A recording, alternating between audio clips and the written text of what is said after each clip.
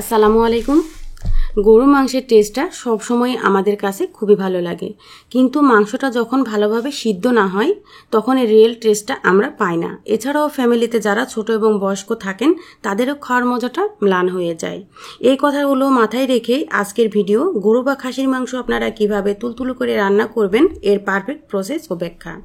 তো চলুন শুরু করি। আমি 1 কেজি পরিমাণ গরুর মাংস নিয়ে নিয়েছি, হাড্ডি সহ নিয়েছি, যেভাবে ন্যাচারালি আমরা বাজার থেকে কিনে নিয়ে আসি। এই মাংসটা দিয়ে আমি প্রসেসটা আপনাদেরকে দেখাবো। আমি এখানে একটা পেঁপে নিয়ে নিয়েছি। এই পেঁপেটার মধ্যে কিন্তু প্রসেসের মূল সিক্রেটটা লুকিয়ে রয়েছে। পেঁপেটা অবশ্যই খুব কাঁচা হতে হবে, মনে রাখবেন। আর এই পেঁপেটাকে আমি টুকরো টুকরো করে নিয়েছি, উপরের খোসা সহ। কখনোই কিন্তু খোসাটা ফেলে দিবেন না যদি প্রসেসটা ভালোভাবে আপনারা বাস্তবায়ন করতে চান। এই পেঁপেটা আমি নিয়েছি আমার মাংসের পরিমাণ অনুযায়ী 1 কাপ, আর একটা ব্লেন্ডারের পাত্রের মধ্যে এটাকে নিয়ে নিয়েছি। ব্লেন্ড করে নেব, সেজন্য এর মধ্যে আমি 1/2 চা চামচ পরিমাণ লবণ অ্যাড করে দিচ্ছি। সাথে দিয়ে দেব ব্লেন্ড করার সুবিধার্থে সামান্য পরিমাণ পানি। এখন দিয়ে দিচ্ছি সয়াবিন তেল 1 টেবিল চামচ পরিমাণ। ব্লেন্ড করে নেওয়ার পরে এরকম হয়েছে, আমি প্রয়োজন অনুযায়ী দিয়ে দেব।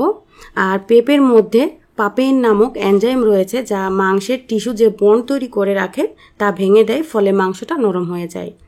এই পেস্টটাকে আপনারা কিভাবে সংরক্ষণ করবেন সেই পদ্ধতি আমি দেখাচ্ছি। একটা আইস ট্রে নিয়ে নিয়েছি, কারণ সব সময় পেস্টটা করা সম্ভব নয়।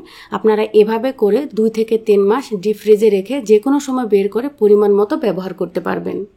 এভাবে আমি রেখে দিয়েছি। আপনারা বেশি পরিমাণে করতে চাইলে বেশি রাখবেন।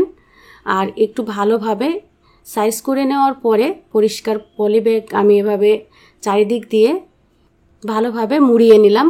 আর এভাবেই আপনারা ডিপ ফ্রিজে রেখে পরবর্তীতে বের করে ব্যবহার করতে পারবেন। আমি একটা পাত্রের মধ্যে মাংসটা নিয়ে নিচ্ছি। মাংসটাকে কেটে ধুয়ে ঝরিয়ে নিতে হবে।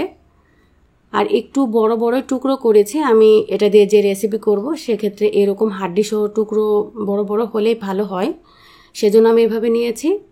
আর যে পেস্টটা তৈরি করেছি, এই পেস্ট থেকে আমার মাংসের পরিমাণ অনুযায়ী 3 টেবিল চামচ পরিমাণ পেস্ট এর মধ্যে দিয়ে দিচ্ছি। গরুর মাংসের ফাইবারগুলো শক্ত হয় এবং টিস্যু এগুলোকে স্ট্রংলি ধরে রাখে, যার কারণে মাংস রান্না করার পরেও অনেকটা শক্ত হয়।